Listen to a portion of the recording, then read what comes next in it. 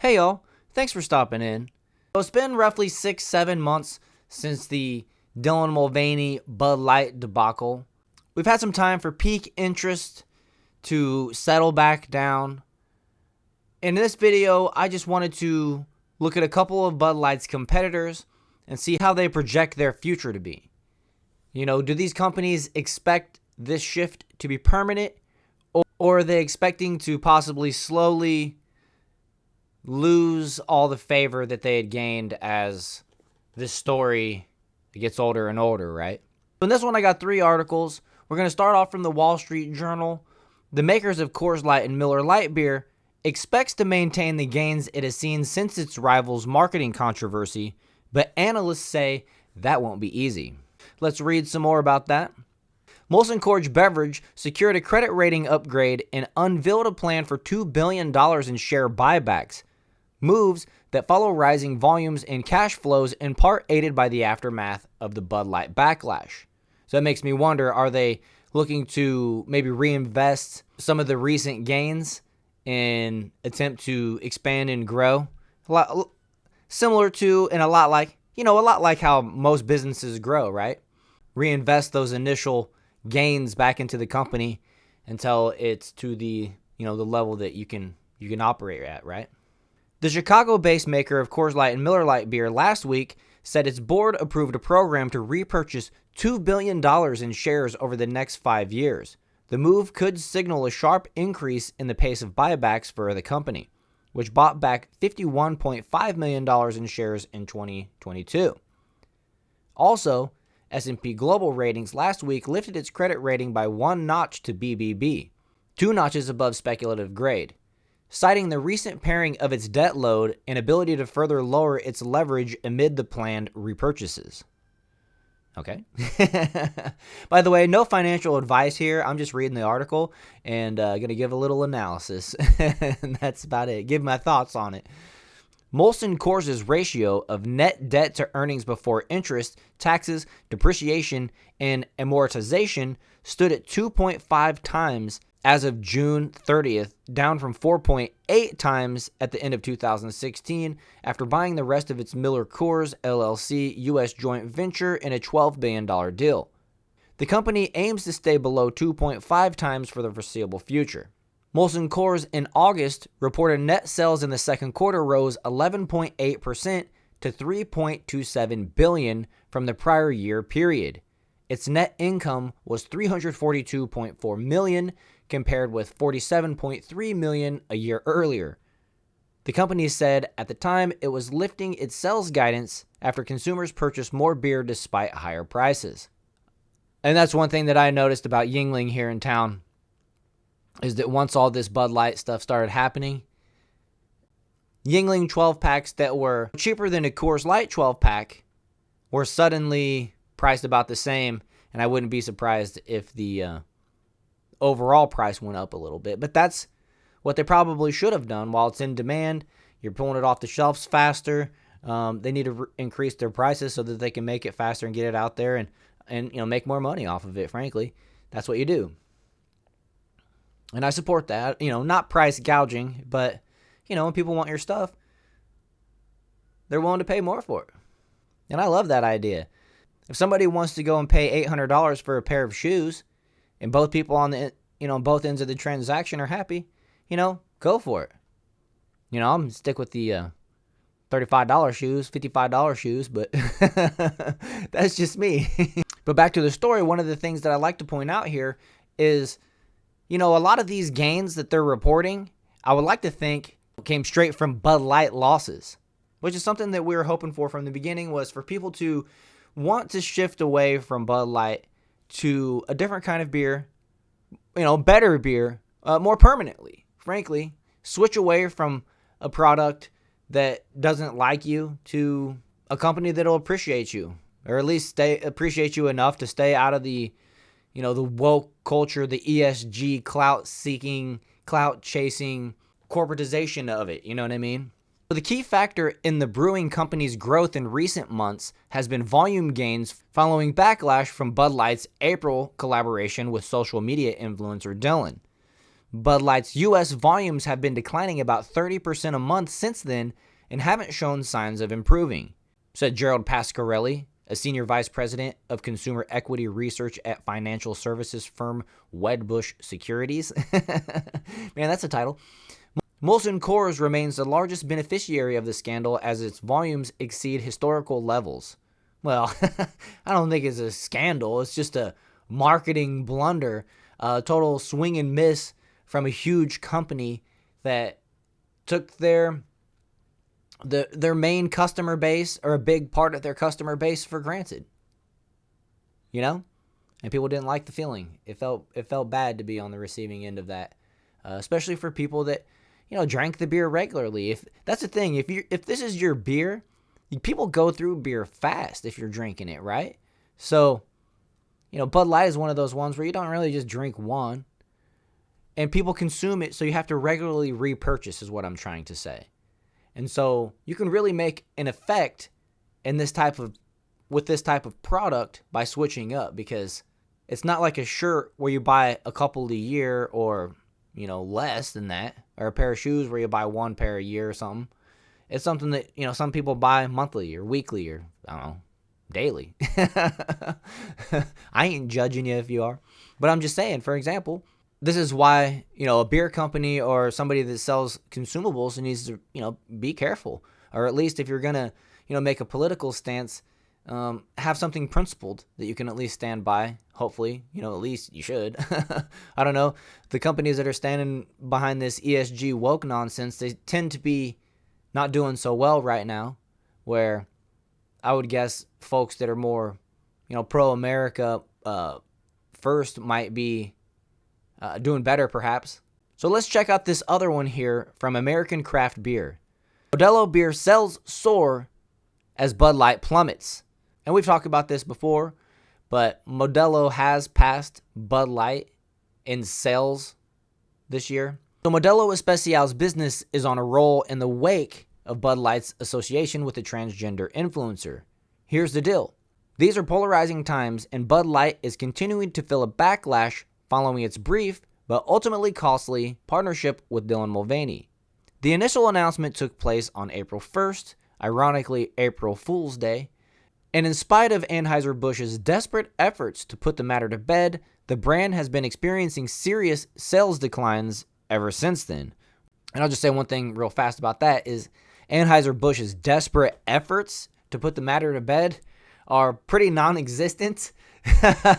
So I don't know where they came up with that, but hey, by the end of May, Bud Light was dethroned as the nation's #1 beer by Modelo Especial, a Mexican beer brand that's part of the Anheuser-Busch family everywhere in the world except for the U.S., where it's brewed south of the border by Constellation Brands who sell it in the U.S. And that's another thing. I kind of wish that the #1 beer brand in America would be an American brewed beer. Maybe Yuengling, if they could ramp up their distribution to all 50 states, or at least the 48 maybe, or, Coors Light. But for now, we're happy with Modelo passing Bud Light, that's for sure. And the momentum shows absolutely no signs of slowing anytime. Modelo was generated $3.9 billion in sales in 2021, making it the biggest imported brand in the U.S., according to Statistica. Quote, achieved double-digit growth, end quote. In the latest quarter, Bill Newlands, chief executive of Constellation Brands, told analysts and investors on an October 5th quarterly call.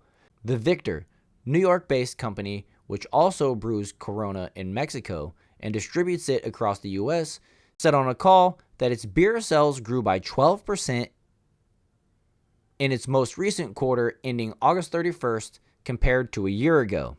According to the New York Post, retailers are increasingly giving up shelf space that Anheuser-Busch once commanded with its top brands, including Bud Light and Budweiser.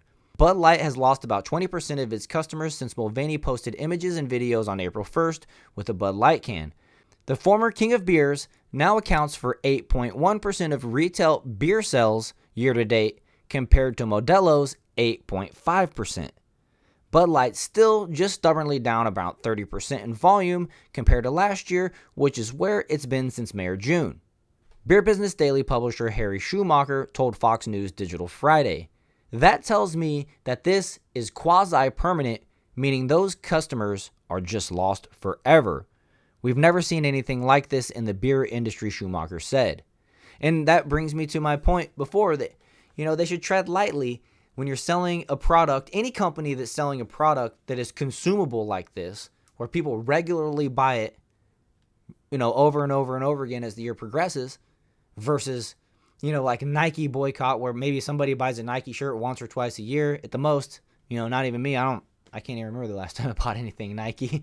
Probably a decade ago when I bought some shoes. And then we'll go over here quickly and look at this one from the New York Post. Ad firm tied to Bud Light's Dylan Mulvaney fiasco fires top execs in shakeup. So I did a video on this once before. They had to fire a bunch of people after they had been partying and vacationing for a while. Seemed like they were living it up. And now we have this. So a California marketing firm linked to the Bud Light debacle has fired several top executives as part of a major restructuring, the Post has learned. San Mateo-based Captivate, which canned 13 staffers in July after top brass returned from a lavish junket to the French Riviera, as the Post reported, axed 30 employees, roughly 20% of its workforce, in its latest round of layoffs, multiple sources told the Post. It's not clear whether Captivate's shakeup, which happened September 28th, was a direct result of the Mulvaney fiasco, which led to Bud Light losing its 2-decade sales status as the nation's top-selling beer. Quote, I'm guessing that Dylan Mulvaney contributed, one layoff executive told the Post. They weren't laying off people before April 1st. Well, losing Bud Light is probably pretty costly. As you know, they're huge into spending money on marketing, and that's what you guys do. So you would expect heads to roll when such an impactful decision in the negative light for money. I mean, you're talking $20 billion, $30 billion of market share just dropped off for Bud Light there. Not to mention the other numbers that we know of, the 30% volume week over week drop off, the 25% sales drop off week over week. It's just lost. So, normal size company can afford losing 25%, 30% sales on the product that they're selling and then, survive. I would expect that anybody involved should expect to be fired quickly thereafter, especially from one of these big companies, because they ultimately have a responsibility to the shareholders. And what we've seen here is basically this ad marketing company has taken all the heat. Also, some of the distribution facilities, can makers and stuff like that, I believe they took some heat too, as far as having to lay off people because of Bud Light's blunder. But, all the people that made the decisions have either been placed on paid voluntary leave or are still working there, making decisions. And it's puzzling to me. But continuing, Anheuser-Busch blamed a third-party marketer for sending the transgender influencer a can of Bud Light featuring the image of Mulvaney, which she touted to her millions of social media followers on April 1st. And that's the thing. Millions of Dylan's social media followers aren't old enough to drink alcohol. They're marketing through Dylan to children Bud Light. Why? It's one thing if you're going to be a sponsor at a sporting event and you just have stuff posted all over. A sporting event is for all ages, and, signage, sponsorship is different than directly doing what they did here with this person, selecting this person as an image for their product. And we know what they were trying to do. They were trying to break into the LGBT market to gain more beer drinkers from that side of the things. But at the same time, they didn't know, they lost sight of the idea, the concept that the people that were already buying their products on a regular basis might not want to be associated with that type of stuff. It's just how different people are different. You know what I mean? There's nothing wrong with it. Some people want to sag their shorts. Some people want to wear hats. Some people want to do, whatever with their clothes. But if a group of people that you don't necessarily associate with starts doing what you're doing, you might change a little bit just so you don't get associated with them, right? I don't know. Maybe not. But I think that's what happened with Bud Light here. The jokes, you order a Bud Light and you would have some stuff thrown your direction, and it's like, I'll just order a Coors Light or a Yingling next time. Insiders told the Post that it was Captivate that introduced the beer to Mulvaney. I really don't understand how a marketing agency can control images getting printed on a can. You'd think that would go through some levels, and then a can maker would do that. And I'm pretty sure that can makers work for Bud Light or Budweiser or Anheuser-Busch, not Captivate. So I don't know.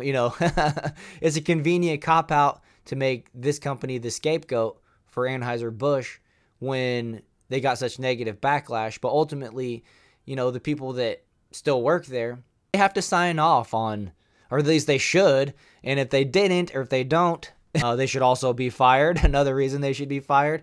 But they signed off on those ads. You don't just hire a marketing agency to make some ads for you and then just run them. That never happens, especially to the links that you're printing a can with an image on it. That's not just something that you can simply do, I don't think. But correct me if I'm wrong. If it is so easy, you would think their cans would be different all the time. You know what I mean? Instead, they print the same image because that's the easy thing to do, not a different image. But granted, I know this was a specialty can. It wasn't made for mass production. It seems like it wouldn't be an easy thing to do for a marketing agency. Computers and telephones and internet. That's what they're good at. That's the equipment that's at their place of business.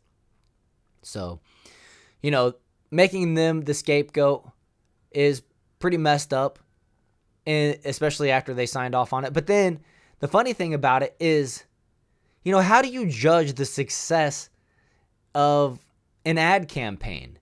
I would on the surface think you want eyeballs to look at your ad. How do we get as many people to see this ad? Right? Well, we're still talking about this ad 6.5 months later.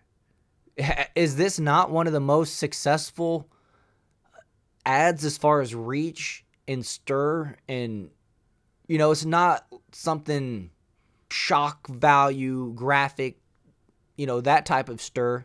Nevertheless, here we are still talking about it. So, in my opinion, it was probably pretty successful as an ad.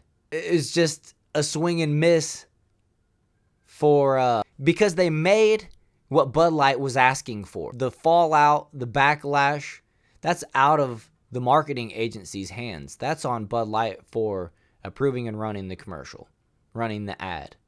So Captivate CEO Krishna Subramanian, who has never publicly addressed the Mulvaney controversy, told surviving staffers in a company-wide Zoom call that the layoffs were necessary because the company is undergoing a reorganization. In my opinion, I think it's because folks were just kind of going crazy with their little vacation and not taking life too seriously.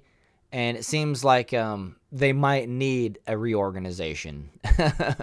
So, good for them, I guess, right? But there were several department heads who lost their job, one source said. All of us have watched Captivate spend a lot of money on parties, one fired worker told the Post, adding that the lavish spending has been consistent with this company. Captivate declined to comment on the recent round of layoffs. Subramanian did not respond to an email for comment. The company had fired 5% of its staff in July, days after attending the ad industry's Oscar-like annual Cannes Lions International Festival of Creativity. The COLIFC? Oh, they should have just said it like that. I would know exactly what they were talking about. I'm just kidding. A little bit more about how they've been spending money. And I think we kind of get the point there. Here we are 7 months later talking about this Bud Light debacle and the aftermath in the beer industry. And, by now everybody that's been paying attention has moved on to a better beer. They're not looking back. And if we ever have to drink a Bud Light, we don't enjoy it as much, right? Simply because of all this. Guys, I appreciate you for watching this long. Thank you for being here. If you stayed to the end, please hit that like button. Also, subscribe to the channel and share this video I want to let you guys know that I'm approaching the final milestone that YouTube requires, which is watch hours. And so if you guys did stay to the end and you're still here, you guys are really helping me out. And I just wanted to say one more time, thank you, thank you, thank you.